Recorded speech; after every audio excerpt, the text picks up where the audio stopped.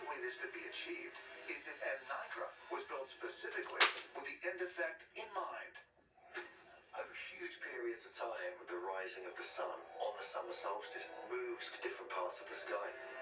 And this is called the precession of the equinoxes, the Earth's wobble over a nearly 26,000-year period. If Paul Nicolop's analysis is correct, it would predate the Earth's earliest known civilizations by some 6,000 years.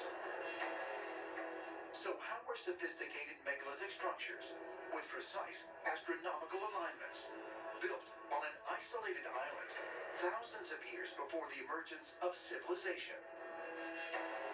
Ancient astronaut theorists suggest the knowledge to do this was given to the people of Malta by giants who were not